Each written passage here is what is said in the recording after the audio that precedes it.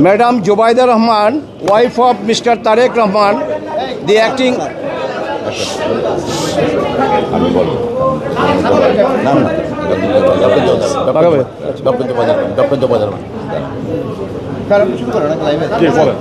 সবাই রেডি?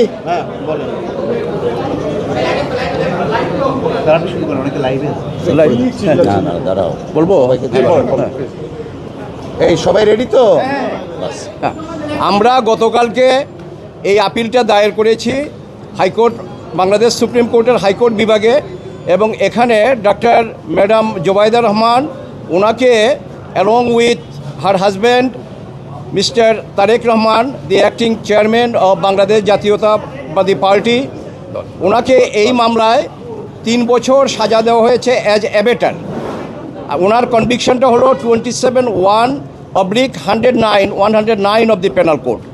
তো উনি যদিও সরকারের নির্বাহী আদেশে 1 বছরের জন্য রিলিজ আছেন এবং থ্রু লয়ার উনি আপিল করতে পারেন, কিন্তু উনি আইনের প্রতি শ্রদ্ধাশীল, যার জন্য ম্যাডাম খালেদা জিয়া লন্ডনে যাওয়ার পরে ওনার সাথে উনি চলে আসছেন only for the cause as if she can file the appeal in time.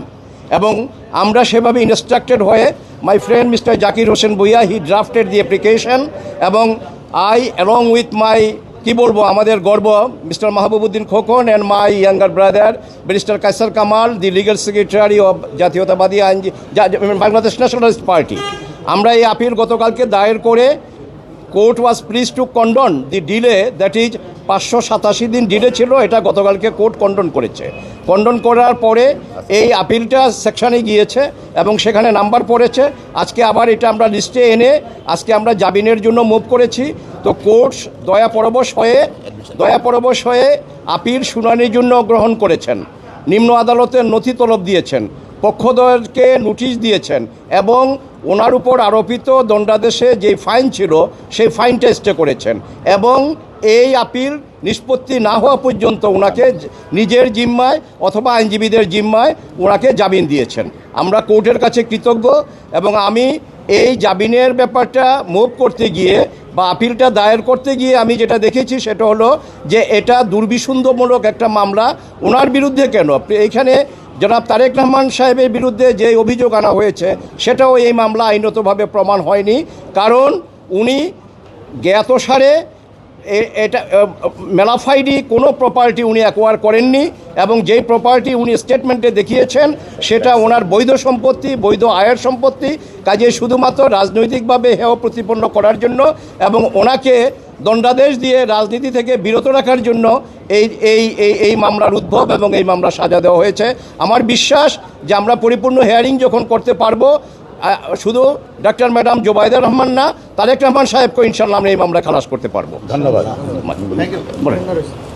আমরা যে সাধারণ ভাই বললেন, আমি যেটা অ্যাড করতে চাই, জি প্লিজ। আমরা ফার্দার আর্গুমেন্ট করেছি যে এই মামলাতে দুদকের পক্ষ থেকে কোনো এভিডেন্স হাজির করতে পারেনি, দেয়নি, এমনকি সাক্ষীরা কোনো এভিডেন্স দেয়নি।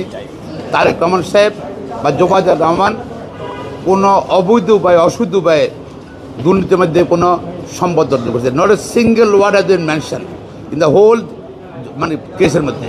সুতরাং কিছু কেস অফ নো এভিডেন্স আমরা বলেছি এটা, এবং এটা মিথ্যাভাবে রাজনৈতিক জিয়া পরিবারকে রাজনৈতিক হেয় প্রতিপন্ন করার জন্যে তারেক রহমান সাহেব এবং ডক্টর জুবাইদা রহমানকে এই মামলায় সাজা দেওয়া হয়েছে। এর সম্পূর্ণ রাজনৈতিক উদ্দেশ্য মেলা ফায়ারি, এটাই আমরা বলেছি এটা কোর্টে। Thank you.